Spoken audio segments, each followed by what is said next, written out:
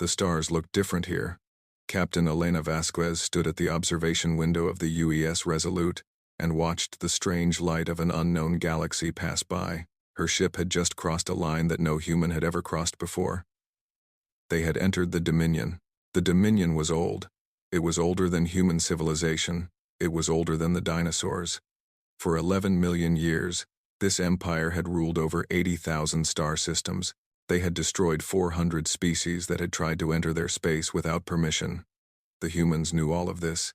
They had found the warnings carved into dead moons and floating wreckage at the border. The message was clear: turn back or die. But humans had never been good at turning back. "Captain, we are getting strange readings," said Lieutenant Chen from the sensor station. His voice was calm, but his eyes were worried. 3 large objects are approaching. Very large, very fast. Elena walked to the main screen. The computer was trying to show the size of the approaching ships, but it kept adjusting the scale. The first estimate said the ships were 10 kilometers long. Then, it changed to 50. Then 100. Finally, it stopped at 300 kilometers each. The bridge went silent. The Resolute was only 800 meters long. These ships could swallow them without noticing. "They are called arbiters," said Dr. Yuki Tanaka, the science officer. She was reading from old data files they had collected at the border. The Dominion uses them for one purpose only: execution. The 3 massive ships appeared on the visual display. They were black and angular, covered in strange patterns that seemed to move and shift. They did not look like machines. They looked like weapons given physical form. They looked like death itself had learned to fly. "We are being scanned," Chen reported. "They are looking at everything. Our weapons, our engines, our life signs. Everything." Elena nodded slowly. She had expected this. She had prepared for this. But preparation and reality were 2 different things. Looking at those ships, she understood why no species had ever survived entering Dominion space. "Captain," said Commander David Okonkwo, her second in command. He was a tall man with kind eyes and a voice that could calm any storm. "What are your orders?" Every person on the bridge turned to look at her. Elena could feel their fear. It was thick in the air like smoke. These were good people, brave people. They had volunteered for this mission knowing the risks. But knowing you might die and seeing your death arrive were very different experiences. Elena took a slow breath. She thought about Earth. She thought about the billions of humans who were waiting to hear what existed beyond the known stars. She thought about her daughter, who was 12 years old and wanted to be an explorer just like her mother. Then she made her decision. "Maintain course," she said. Her voice was steady. "Do not change speed. Do not power up weapons. Open a communication channel." The bridge crew stared at her. Chen's mouth opened and closed without making sound. "Captain," Okonkwo said carefully. "They have not asked to communicate. They are here to destroy us." "Maybe," Elena agreed. "But they have not destroyed us yet. That means they are curious. Let us give them something to be curious about." She straightened her uniform and stood in front of the main camera. "Open the channel, Lieutenant Chen. All frequencies. Let them hear us." Chen's hands were shaking, but he did as ordered. A small light turned green, showing that they were broadcasting. "This is Captain Elena Vasquez of the United Earth ship Resolute," she said clearly. "We are explorers from a planet called Earth. We have come in peace to meet our neighbors among the stars. We request permission to establish diplomatic contact with the Dominion. We mean you no harm, and we hope you will extend the same courtesy to us." She paused, then added, "We brought gifts. Cultural exchanges from our world. Music, art, literature. We would be honored to share them with you." The message went out into the void. Seconds passed, then minutes. The arbiter ships held their position, surrounding the tiny human vessel like wolves around a rabbit. On the bridge of the lead arbiter, High Commander Tethvaros watched the human transmission with all 6 of his eyes. He was an ancient being, over 3,000 years old, and he had seen many species die at the hands of the Dominion. He had killed millions himself. It was his purpose. It was what he was created for, but this was new. Every species that had crossed into Dominion space had done one of 3 things. They attacked in desperation. They tried to run, or they begged for mercy. These were the natural responses to facing certain death. These were the responses that Tethvaros understood. The humans did none of these things. They asked for a conversation. They offered gifts. "Commander," said one of his subordinates, "shall we activate the cascade? One pulse will be enough to reduce their vessel to atoms." Tethvaros did not answer immediately. He watched the human captain standing calmly on her bridge. Her vital signs, which the scans were monitoring in detail, showed elevated heart rate and stress hormones. She was afraid. Of course she was afraid. Any rational being would be afraid, but she was not acting on that fear. She was controlling it, using it, functioning despite it. "No," Tethvaros said finally. "Not yet. Inform the tribunal. Tell them we have encountered something unusual." His subordinate made a sound of surprise. "Commander, we have standing orders to eliminate all intruders." "I am aware of our orders," Tethvaros replied. "I am also aware that the tribunal values information above all else. And these creatures are information. They are a puzzle. The tribunal will want to solve it before we destroy them." He turned back to the image of the human captain. She was still standing there, waiting patiently for a response. Not running, not crying, just waiting. "Besides," Tethvaros added quietly, "I find myself curious as well. What kind of species walks into certain death and asks to make friends?" The message was sent to the Tribunal of Ashes. Within hours, a response came back. The humans were not to be destroyed. Not yet. They were to be brought to the throne ring of Calith Prime for judgment. The Resolute received a simple transmission, coordinates and a command to follow. Captain Vasquez acknowledged the message with a simple, "Thank you," that confused the Dominion translators for several minutes. As the small human ship followed the massive arbiters deeper into Dominion space, Elena allowed herself a small smile. They were still alive. That was more than anyone had expected. It was a beginning. The journey to Calith Prime took 7 days. During that time, the crew of the Resolute watched wonders pass by their windows. They saw planets made entirely of crystal. They saw stars that burned in colors humans had no names for. They saw structures so large that they made the arbiter ships look like toys. The Dominion was vast beyond imagination. And it was old. Everything they passed had existed for millions of years before humans had learned to walk upright. Captain Vasquez used the time to prepare her crew. They did not know what waited for them at their destination. They only knew that they would be judged. And if the Dominion did not like what it saw, they would die. "Remember why we came here," Elena told them during their final briefing. "We came to make contact. We came to learn. We came to show the galaxy that humanity is ready to join the larger universe. Whatever happens next, we will face it with dignity. We will face it together." Her crew nodded. They were scared. She could see it in their eyes. But they trusted her. That trust was precious, and she would not waste it. The throne ring of Calith Prime appeared on their sensors 3 hours before they arrived. At first, the computer thought there was an error. The structure was too big. It could not be real, but it was real. The throne ring was an artificial structure built around a dead star. It was a ring of metal and crystal that stretched across millions of kilometers. Billions of beings lived on its surface. It was the heart of the Dominion, the center of their power, and the seat of the Tribunal of Ashes. The Resolute was guided to a docking port that was larger than most Earth cities. The crew was told to exit their ship and follow a path marked by floating lights. They walked for nearly an hour through empty corridors before they reached their destination. The Chamber of Judgment was carved from the compressed core of a dead star. The walls were made of matter so dense that a single spoonful would weigh more than a mountain. The room was dark, lit only by the soft glow of 12 figures that floated in a circle around a central platform. These were the Archons, the rulers of the Dominion, the beings who had guided their empire for 11 million years. They were not physical creatures. They were made of energy and light, their forms constantly shifting and changing. They had no faces, no bodies in the human sense, but they had presence. Standing near them felt like standing next to a thunderstorm. The air itself seemed heavy with their power. The Prime Archon, the largest of the 12, spoke first. Its voice did not come from any single point. It came from everywhere at once, vibrating through the walls and floor, and the bones of every human present. "You are the intruders," it said. "You are the ones who crossed our sacred borders without permission. You stand before the Tribunal of Ashes to explain your actions. Speak now, or be silent forever. Captain Vasquez stepped forward. Her crew stood behind her in a tight group.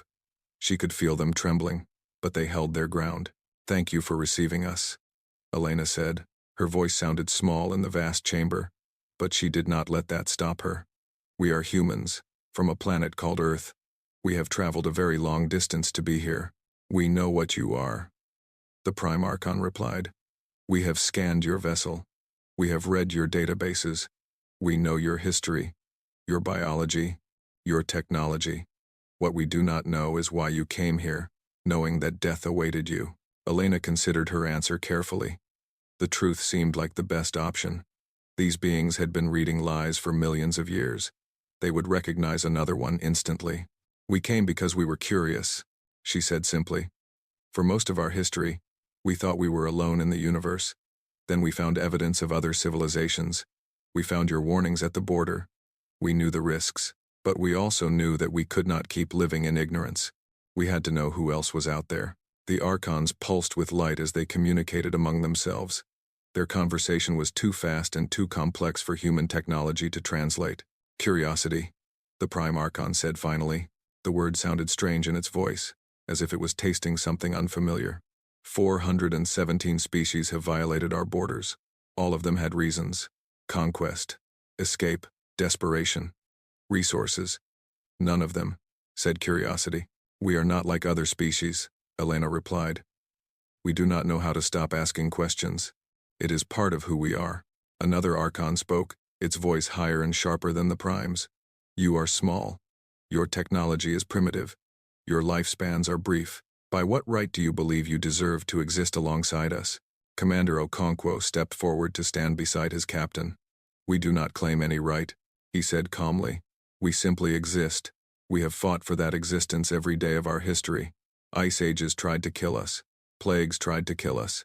We even tried to kill ourselves, many times, but we are still here. We survive. It is what we do." "You do not fear extinction?" the Prime Archon asked. Dr. Tanaka answered this time. Her voice was quiet but steady. "Of course we fear it. We fear it very much. But fear does not control us. We have learned to act despite our fear. We have learned that fear is just information. It tells us something is dangerous. It does not tell us to stop." The chamber fell silent. The Archons flickered and pulsed, their light growing brighter and then dimmer as they processed what they had heard. For 11 million years, they had judged species. They had found all of them wanting. The weak ones begged for mercy. The strong ones fought back. Both responses were understandable. Both responses were manageable. But these humans were different. They were clearly terrified. The Archons could read their vital signs, their brain chemistry, their hormone levels. Every biological indicator showed extreme stress and fear, and yet they stood there calmly, answering questions, making conversation, as if they were guests at a dinner party rather than prisoners awaiting execution. The Prime Archon made a decision. "You will be tested," it announced. "We will show you what the Dominion is capable of. We will show you the true power of this galaxy. And then, you will be judged again. If your calm is genuine, you may yet live. If it is a mask, you will die like all the others." Captain Vasquez nodded. "We understand. Thank you for the opportunity." The Prime Archon paused. In all its long existence, no condemned species had ever thanked it for anything. These humans were very strange indeed. The humans were taken back to their ship. They were told to follow a new set of coordinates. They were not told what waited for them at the destination. The tribunal wanted their reaction to be genuine.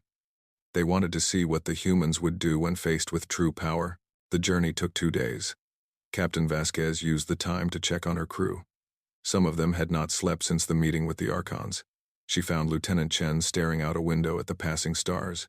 "How are you holding up?" she asked him. Chen turned to look at her. His eyes were red from lack of sleep. "Captain, I have a question. Are we going to die out here?" Elena sat down beside him. She thought about lying.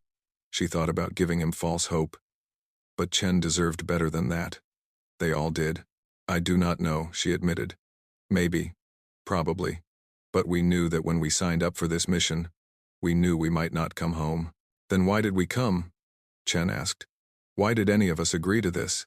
Elena looked out at the stars. They were beautiful. strange and distant and beautiful. Because someone had to be first, she said. Someone had to take the risk. Someone had to open the door. If we die as explorers. We die trying to connect with something larger than ourselves. I can think of worse ways to go. Chen was quiet for a long moment. Then he nodded slowly. I suppose you are right, Captain. And for what it is worth, I am glad I came. Whatever happens, I am glad I got to see all of this.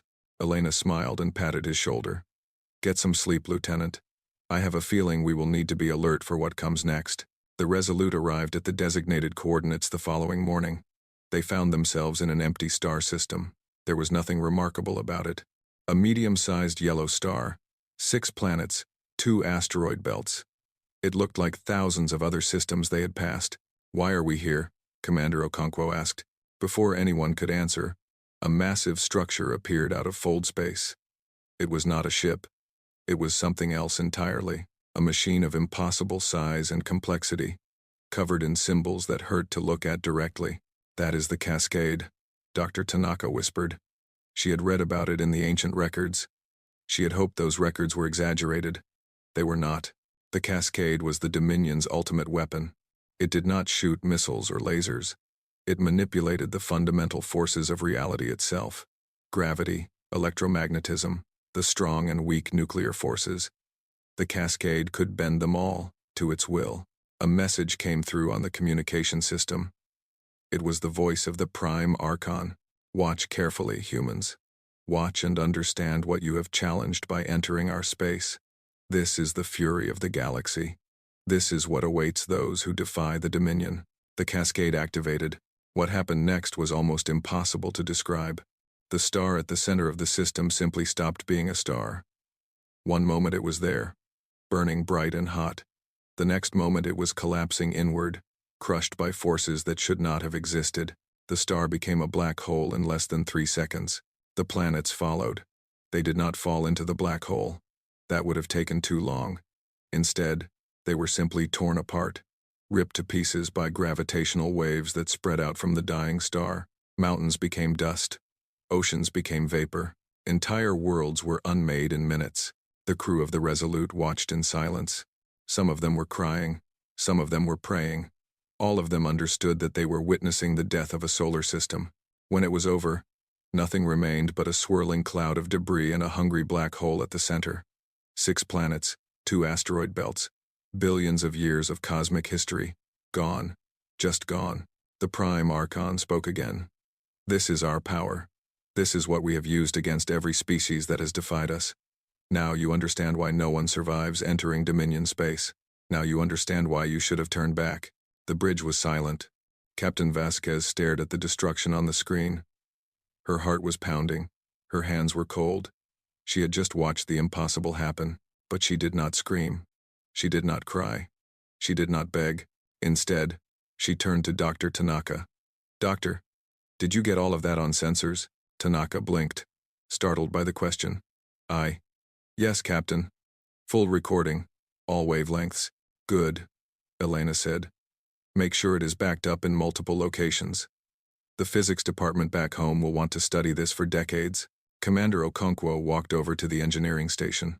The gravitational manipulation was remarkable, he said thoughtfully. I wonder how they generate enough energy to bend space-time like that.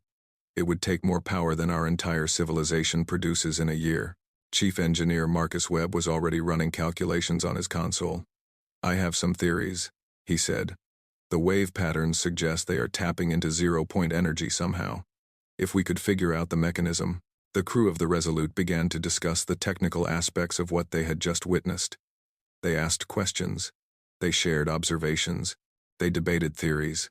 Aboard the observation platform, High Commander Teth Varos watched the humans with growing disbelief. He had seen the Cascade used many times. He had watched entire armadas panic and flee. He had watched proud warriors fall to their knees and weep. The humans were taking notes. They had just witnessed the destruction of a star system, and they were discussing the physics involved.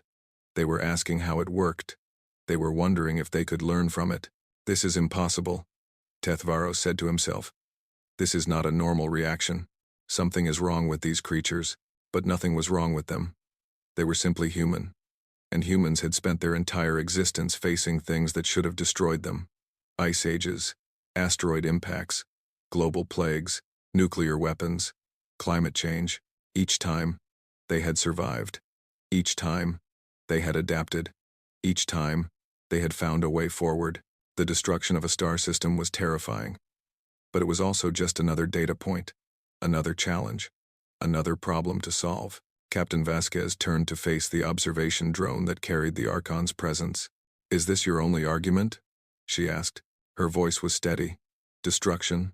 Because if so, I have to tell you, it is not very convincing. You have shown us that you can break things. Anyone can break things. The question is, can you build? Can you create? Can you grow?" She paused, then continued. "We have a saying on Earth. Those who can only destroy are not as powerful as they think. True power is the ability to create something new. True power is bringing life, not death." The observation drone hung silently in the air. No response came, but in the chamber of judgment, the Archons were conferring in urgent, flickering light. Something had gone wrong. The test had failed. The humans were supposed to break. They were supposed to finally show their fear, their weakness, their mortality. Instead, they had lectured the tribunal on the nature of power. The Prime Archon felt something it had not experienced in millions of years. It felt doubt. Perhaps they had made a mistake. Perhaps they had underestimated these strange, small, fragile creatures. Perhaps, for the first time in 11 million years, the Dominion had finally met its match. Not in strength, not in technology, not in the ability to destroy, but in something far more dangerous: the refusal to be afraid. News traveled fast in the Dominion. Within hours of the failed test, every major world in the Empire knew about the strange creatures from beyond the border. The story spread like fire through dry grass. They had watched the cascade destroy a star system. They had not broken. They had asked for technical details. For the first time in 11 million years, the subjects of the Dominion began to whisper. They whispered in market halls and temple grounds. They whispered in military barracks and academic institutes. They whispered the same question over and over again. Who are these humans? High Commander Tithvaros returned to the throne ring to deliver his report in person. He had spent 3,000 years serving the Dominion. He had destroyed civilizations. He had crushed rebellions. He had faced horrors that would shatter most minds. But standing before the tribunal now, he felt something unusual. He felt uncertain. "Tell us everything," the Prime Archon commanded. "Leave nothing out." Tethvaros organized his thoughts carefully. "The humans are physically weak," he began. "Their bodies are fragile. They age quickly. A human life lasts less than a century on average. They have no natural weapons, no armor, no venom. By every biological measure, they should have gone extinct long ago. And yet they survived," one of the Archons observed. "Yes," Tethvaros agreed. "Not only survived, but thrived. They became the dominant species on their planet. They built civilizations. They developed technology. They reached out into space." He paused. "But that is not what makes them dangerous." "Then what does?"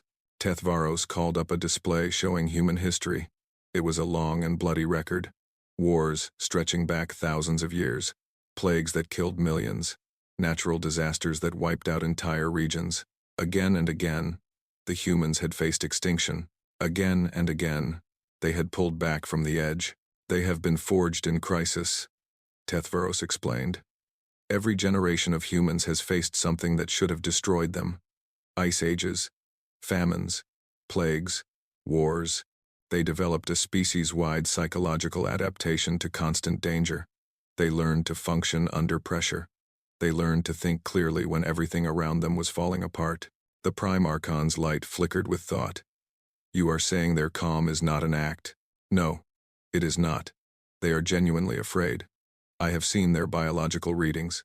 Their fear responses are extremely active, but they have learned to separate their fear from their actions. They feel the terror, but they do not let it control them. It is remarkable." Another Archon spoke up, its tone sharp with skepticism. "This is impossible. Fear exists for a reason. It is a survival mechanism. To ignore it is to court death." "The humans do not ignore their fear," Tithvaros replied. "They use it. They treat fear as information rather than instruction. Fear tells them something is dangerous, but it does not tell them what to do about it. They make that choice themselves. He brought up another display, this one showing human cultural artifacts, music, poetry, art, stories. Look at this, he said. Humans have an entire category of entertainment based on facing fear. They call them horror stories.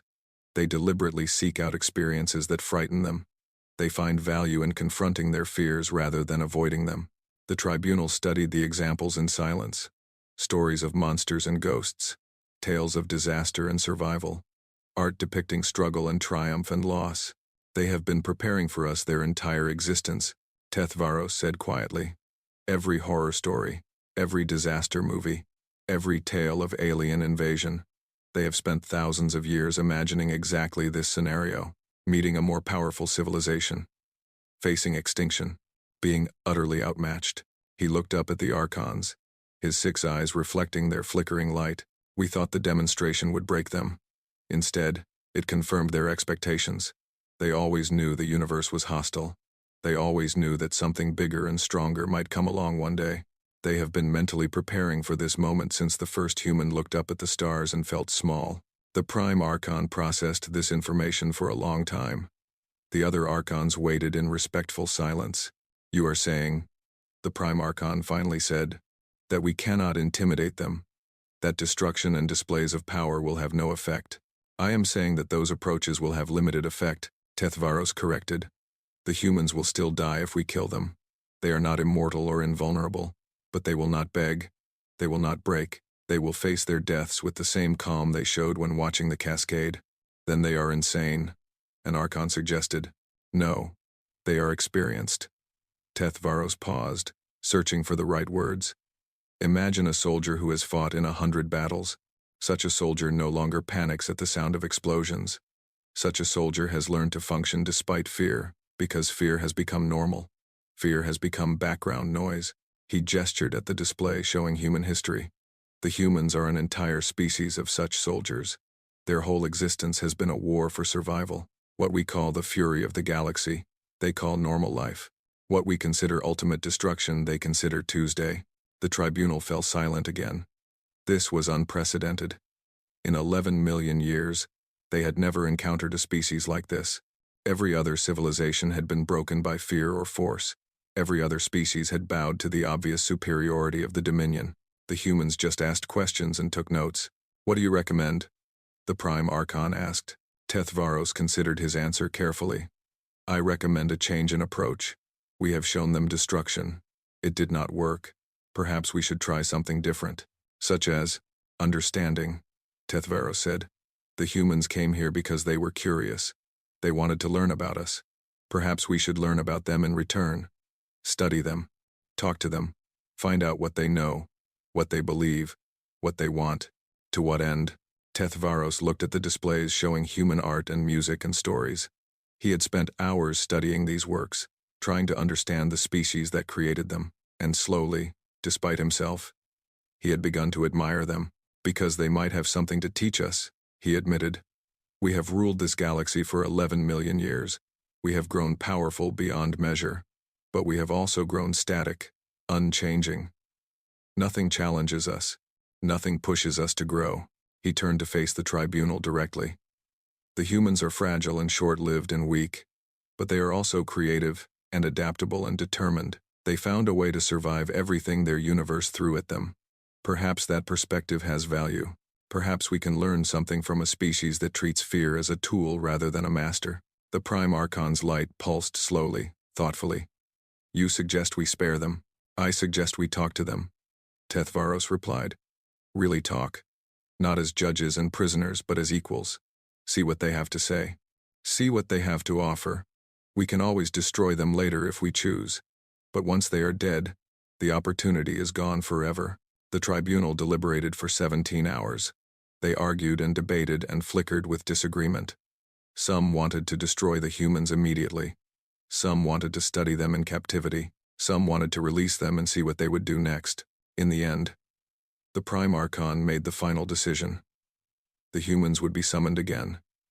This time, not for judgment, but for conversation. For the first time in 11 million years, the Dominion was ready to listen. Captain Vasquez was not surprised when the summons came. She had felt something change after the demonstration. The Dominion had expected them to break, and when they did not, everything had shifted. The air itself felt different now. The humans were brought back to the Chamber of Judgment. But this time, there were no threats, no ultimatums. The 12 Archons floated in their circle, their light calmer and steadier than before. The Prime Archon spoke first. "We have been observing your species for many days now. We have studied your history, your culture, your achievements. We have debated your fate for longer than any other species in our records." Elena stood quietly, waiting. "You are strange creatures," the Prime Archon continued. "By every measure we use to evaluate civilizations, you should not exist. You are too weak, too fragile, too short-lived, and yet here you stand, in the heart of the greatest empire the galaxy has ever known, as if you belong here. We have always believed that we belong wherever we choose to stand," Elena replied. "It is perhaps our greatest flaw, and our greatest strength." "Yes," the Archon agreed. "We are beginning to understand this." Another Archon spoke up, its voice gentler than before. "We showed you our power.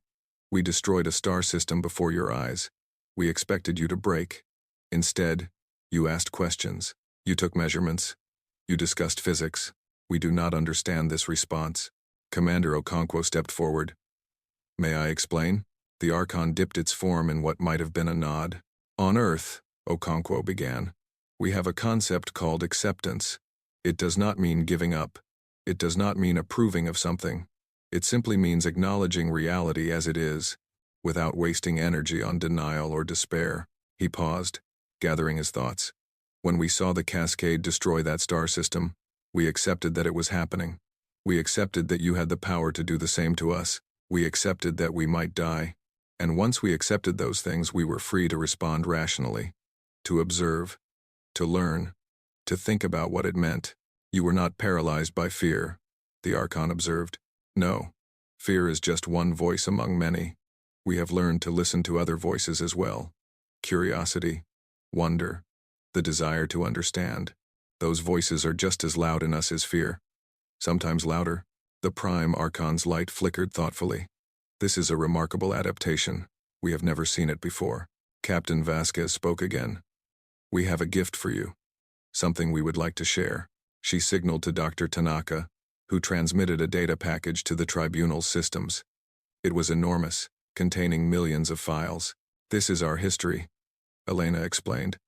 "Everything we have been, everything we have done, the good and the bad, the triumphs and the tragedies, the times we nearly destroyed ourselves, and the times we saved each other." The Archons began processing the data. Images and sounds and words flooded through their collective consciousness. Wars and peace treaties, genocides and humanitarian efforts, scientific breakthroughs and catastrophic mistakes, art created in the darkest times, music written in the worst prisons, poetry composed on battlefields. The Prime Archon studied the records for 17 hours straight, absorbing everything. When it finally spoke again, its voice was different, softer, almost reverent. "You have suffered greatly," it said.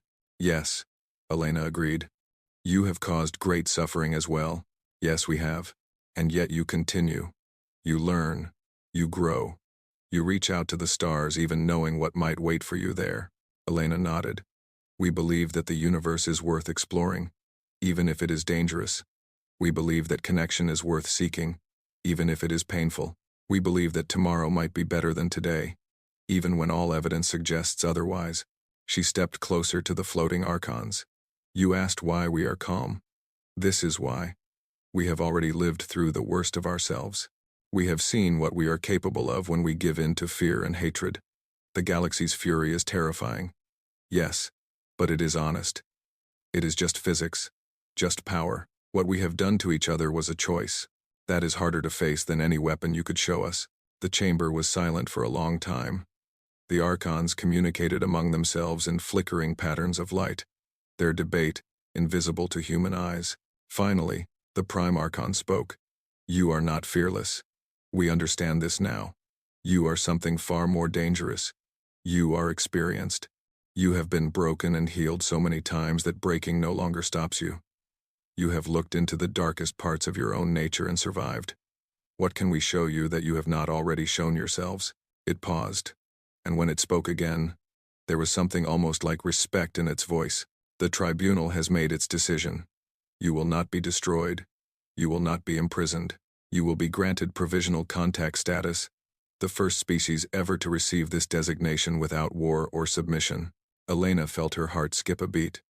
She had hoped for this outcome, but she had not truly believed it was possible. You may return to your people, the Prime Archon continued. You may tell them what you have seen. You may establish communication with the Dominion through official channels. We will send ambassadors to learn more about your civilization, and you may send ambassadors to learn about ours. Why? Elena asked. Why this change? The Prime Archon's light pulsed slowly. Because we are old. We have ruled this galaxy for 11 million years. We have forgotten what it means to struggle. We have forgotten what it means to survive against the odds. We have forgotten what it means to be afraid, and to keep going anyway. Its light brightened. You remember. Your entire species remembers. Perhaps you can remind us. The humans were escorted back to the Resolute. As they walked through the vast corridors of the throne ring, High Commander Tethvaros fell into step beside Captain Vasquez. You have done something remarkable, he said. No other species has ever walked out of that chamber alive, let alone with an invitation to return. Elena smiled slightly. We were lucky, and I think we were underestimated. Perhaps, Tethvaros agreed. But I think there was something more. Your people have a quality that we lack. You call it resilience. We call it stubbornness. Whatever its name, it is powerful. They reached the docking bay where the Resolute waited. It looked so small compared to everything else in this place. A tiny ship from a tiny species at the edge of the galaxy, but it was going home. As the crew boarded, Commander Okonkwo turned to Elena. What do you think happens now, Captain? Elena looked back at the vast structure of the throne ring. Somewhere in there, the oldest civilization in the galaxy was reconsidering everything it thought it knew about fear and courage and survival. Now, she said, now they are afraid of us. Not of our weapons or our strength, but of our ideas, of our resilience, of our refusal to stay broken.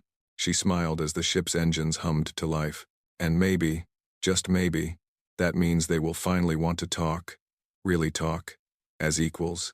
The Resolute departed the throne ring and set course for home.